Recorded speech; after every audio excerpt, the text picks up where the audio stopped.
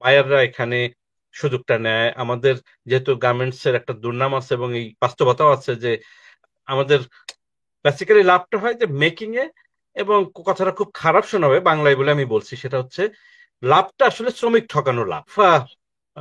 Trade and investment framework agreement negotiation শুরু হয় আমেরিকার সাথে। টিফার পরের স্টেজ হয় টিকফা। তো এগুলো তো ফ্রেমওয়ার্ক এগ্রিমেন্ট। আমাদের উচিত ছিল ইতিমধ্যেই ওই যে বাইলেটারাল ফ্রি ট্রেড নেগোসিয়েশন বা এফটিএ সেটা করে ফেলা। তোদের এই বিপ্লবটা হয়েছে ফলে এখানে এই ঝামেলাটা থাকে। ফলে একটা কমন ভিশন আমরা তৈরি করতে পারি না, যেটা ধরেন অগস্ট সেপ্টেম্বরের মধ্যে করা যেত। আহ, আমি নিজেও লিখেছি যে প্রফেসর ইউনূসের সরকারের কাজের একটা লিস্ট থাকা দরকার ছিল। এই ব্যবস্থা যেটা নেওয়া হয়েছে, এটা প্রথমত বাংলাদেশ স্পেসিফিক কোনো ব্যবস্থা নেওয়া হয় নাই। ডোনাল্ড ট্রাম্প সবকিছুর জন্য America first, to make America great again, এই সমস্ত তার যে নীতি, ইলেকশনের আগে যে কথাগুলো বলেছেন, সেই লবিগুলোকে স্যাটিসফাইড করার জন্য এই ব্যবস্থাগুলো নিয়েছেন। কিন্তু আমেরিকান প্রেসিডেন্ট যতই ম্যাড হন না কেন, তার পিছনে তো কিছু স্কিল মানুষ থাকে, তার পিছনে কিছু বুদ্ধিমান মানুষ থাকে, তার পিছনে কিছু বাণিজ্যিক ভাবে স্বার্থপর মানুষ কিছু থাকে।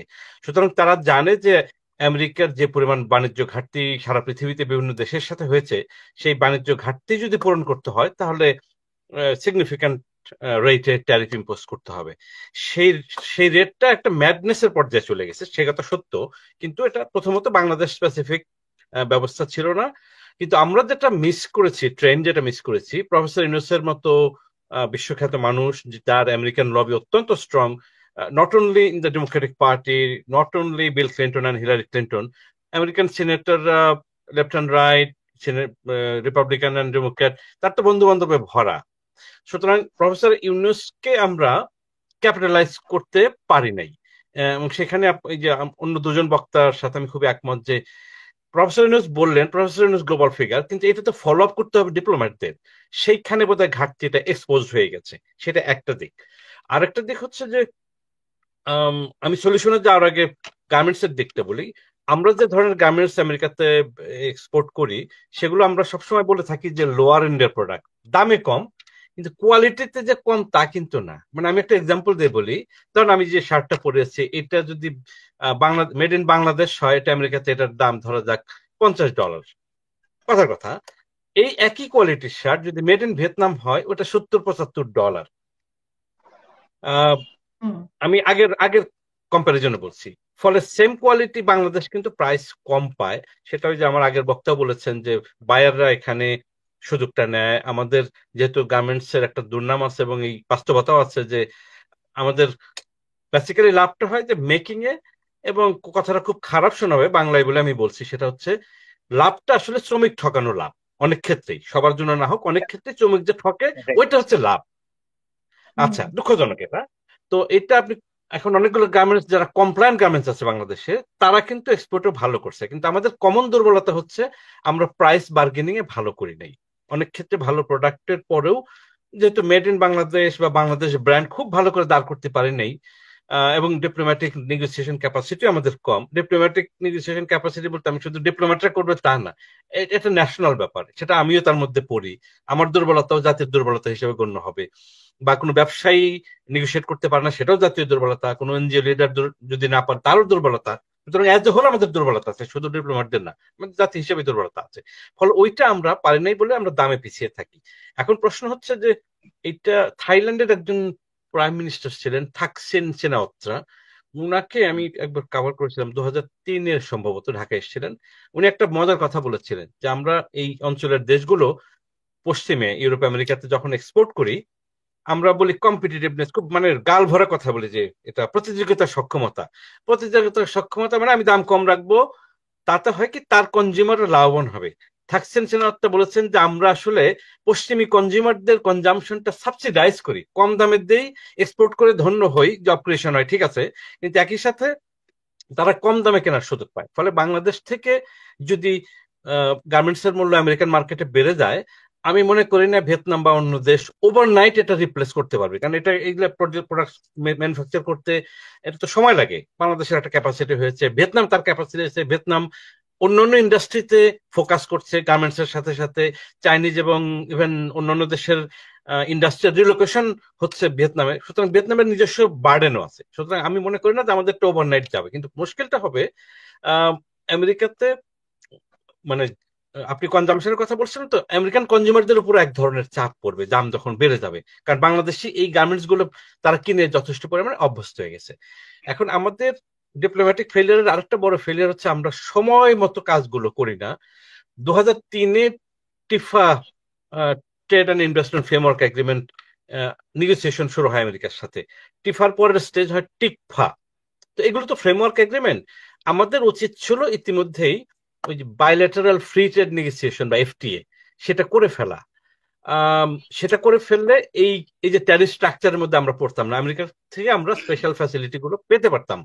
এবং গত যে 3 মাস চলে গেল, আমি একটু অবাক হচ্ছে। আমি আমি খুব ইনফর্ম না, মানে আমি পররাষ্ট্র সচিবের সাথে আমার কথা হয়নি এই বিষয়ে, আমি কাউকে সরকারের কাউকে জিজ্ঞেস করিনি, সেজন্য আমি পরিষ্কার বলতে পারছি না। কিন্তু একটু অবাক হচ্ছে যে এই 3 মাসে প্রফেসর ইউনূসের চিঠি দেওয়া, মানে এটার মধ্যে কেন লিমিটেড থাকবে, কেন এফটিএ নিয়ে কথাবার্তা আগালো না। এবং এখন তো আমরা অ্যাডভান্টেজিয়াস পজিশনে ছিলাম, বাংলাদেশের সাথে আমেরিকার অ্যাজ এ হোল সম্পর্ক কিন্তু ভালো, ডিসপাইট দ্য ফ্যাক্ট দ্যাট মানে এ ম্যাড প্রেসিডেন্ট আমেরিকার দায়িত্বে আছে। সেটা থাকবে, কিন্তু ম্যাড প্রেসিডেন্টের পিছনে কিছু সুস্থ মানুষও তো থাকে। সেখানে আমাদের আলোচনাটা এগোনো যেতে পারতো, সেটা হয়নি, এটা আমি একটু অবাক হয়েছি।